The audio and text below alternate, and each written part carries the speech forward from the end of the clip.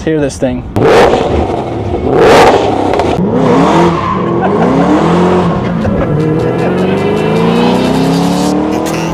We've got a surprise coming in today, something very similar to our CGT that we're going to consider either replacing or adding. I don't want to give it away yet, but no one knows here. No one in the shop knows what it is or why it's coming, so we're going to keep that a surprise as well. But give you guys some clues. Mid-engine. Rear-wheel drive. Fat tires on the rear. Big old tires, thick boys. It's around the same era as the Carrera GT. It's super analog. It's got a lot of history like the Carrera GT. There's 4,000 units, probably total. less than 3,000 today due to all the accidents. Brother can't drive. Equally as dangerous. Sound-wise. It's gonna sound good. I'm not saying compared to the CGT. I'm saying. Yeah, you know, it's vicious sound. Yeah. I mean, you've driven a handful of them, right? Yeah. What do you think about driving experience-wise? It's just as a car. Similar. Yeah. It's terrifying. I mean, it's just like the Carrera GT as far as scariness, but I've driven one with a ton of power, and that was absolutely terrifying. But overall, it's the same kind of vibe. I love the analog. I love the historical cars that have a lot of emotion to it when you drive. So this definitely fits that category. You've driven one, right? Yeah. I mean, I think they're sick. Interior's like a jet engine, like a jet. I mean, it's like very, like you were talking about, analog switches. Yeah. Gauges are super sick. The doors. The doors are cool. The doors are like one of the weirdest, quirkiest features of the car. And you can get injured. Yep. So that's their normal. You're giving away a lot. Is that too much? You're giving away a lot. I don't think that is though. Giving away a lot. All right. So that's my feedback. Very excited. Been looking for one of these for over a year. Is it the one? Who knows? We got to check it out. We're going to do a PPI, which is a pre-purchase inspection. We do that for customers who are getting a car sight unseen. So they're like, hey, I found a car. I don't want it delivered to my house. Can you do a PPI on it before you start modding it and sending it to us? So we'll do that for them. Basically just ensures, you know, the car's legit. There's no crazy story, especially on these older ones. You want to make sure that you're not getting yourself into a mess. Yeah. Someone's covering up. I mean, this car is 15, almost 20 years old at this point. It's good to be able to have someone in-house that can kind of go through top to bottom of the car, check it out. And then that way it either has a clean bill of health or we find things that are factoring into making a decision on, especially something like this, that it's not like a $20,000, $30,000 car. You're talking multiple hundreds of thousands, maybe into the millions on a lot of cars we bring in as well. So super important to be able to have kind of like a doctor's checkup, you know, on something like this. Tow truck should be coming soon. We're super stoked. Yeah, we'll go take it off the flatbed, drive it around, get first reactions from Josh. Today's the day. Big day.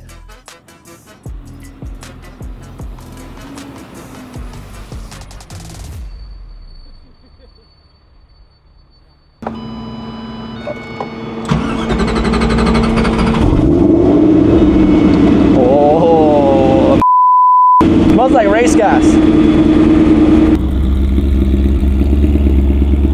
Let's hear this thing.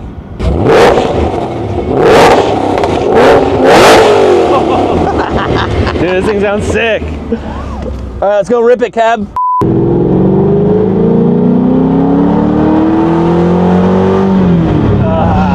So good. So good. Oh, it sounds so good. Freaking sick.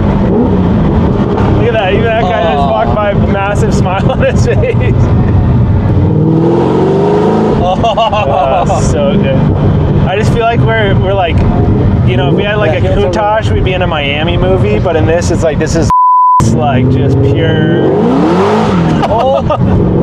Whoops. Alright, so traction control is never on from what it sounds like. There's no traction for sure. Sounds insane. I wonder what the exhaust setup is. It looks stock. There's a massive box in the long. back. Boden, dude. Yeah, there's external. What? There's external reservoirs on the rear. Awesome. Dude. The car is majority. I mean, it feels good. We just gotta mechanically just check it out. Yeah. Put it up.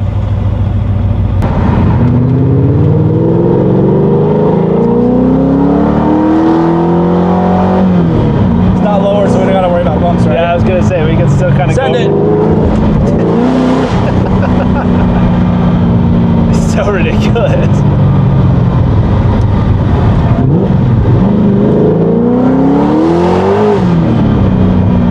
This has got to be one of the more ignorant stock platforms you can get. I don't think it's stock, dude. I mean, I know we gotta look at the exhaust.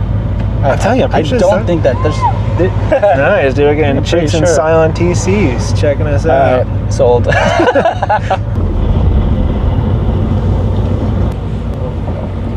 Yeah.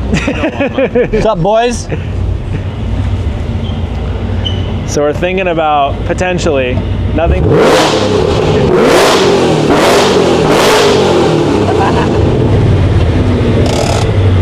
Maybe a CGT sub, I don't know, but bring it in. You guys gotta look at it. A little different. I heard it has an upgraded supercharger. Needs a muffler. Got a whip. That's what we're trying to find out. We don't know if it's got a big old box on the back. That's the stock stuff. Yeah, that's what I said. Yeah. Oh, it's hot.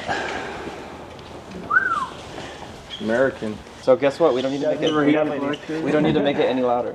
We definitely need to make an exhaust for What's it. this? Okay, so is this not stock suspension? No? You think that's Ford suspension? Yeah. No, this isn't a factory. It's got a boiler on it. The coils aren't factory.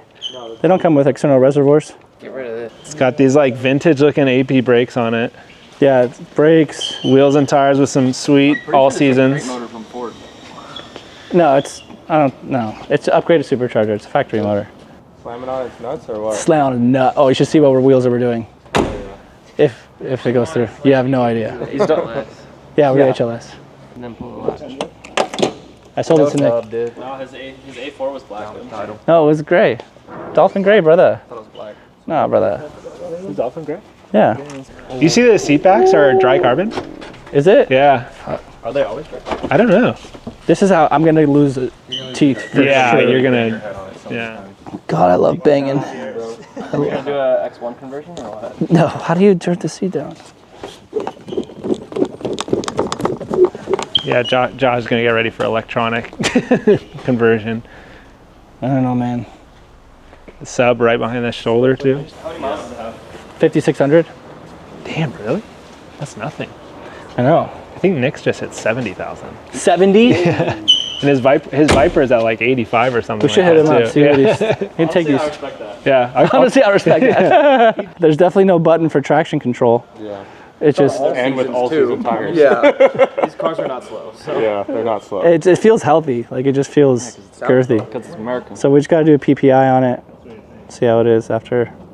We're gonna let 16-year-old Dev do the honors. Like that video.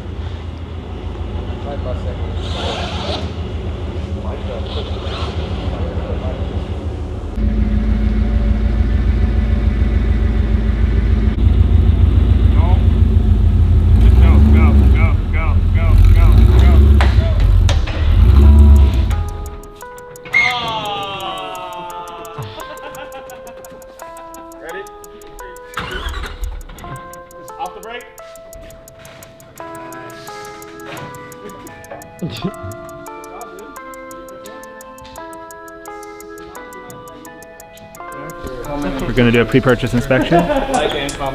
Hopefully we find nothing but good things.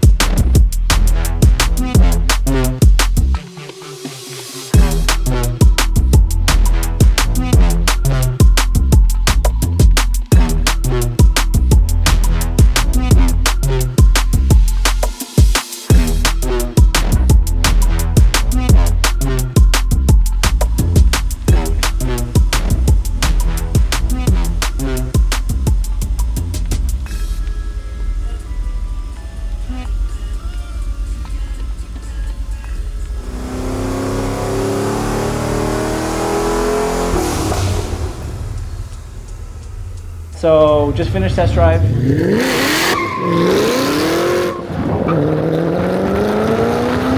Car feels super healthy. It's fast. Definitely lays some rubber. It sounds great. Mechanically feels incredible. Suspension feels good. Brakes feel great. Gauges work. Everything works. And then we did an inspection, which went okay. We had our detailer come by as well, and he pointed out a lot of blemishes that I wasn't a big fan of. That's the only thing that's kind of holding me back. The spec is the right spec. The mileage is great. The year's great. The color's great. But I'm just a little bit torn on the condition of the paint.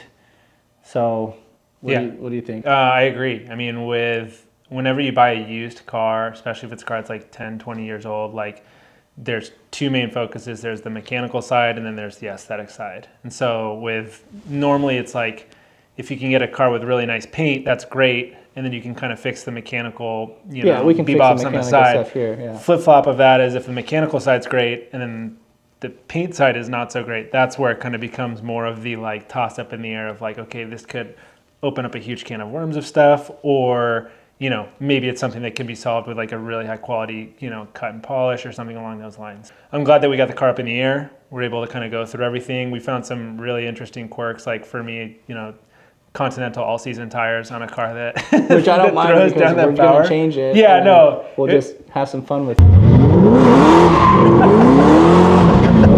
I mean, no doubt it was super well maintained. Like you said, the interior is in really good shape. All the gauges work, all the switches work, windows work. It doesn't have a bunch of weird creaking noises. It doesn't have a bunch of stuff leaking.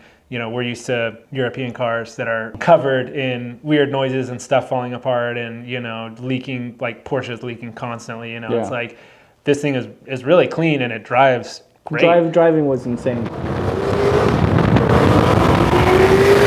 All the little things we can obviously take care of here. It's just when you buy a car of this caliber, you don't want to respray anything. If you want to keep it for a long term and has it as an investment, you want to make sure when you sell it, it has as many original parts as you can get with it, like wheels, suspension, brakes. Those are important. Clean record. Yeah. Low owners' service records are visible. No accident reports. So these are all things that you have to keep in mind when you're purchasing a car like this, and you want to make sure that the next owner is set up properly. So for me, I haven't decided if we're going to take it.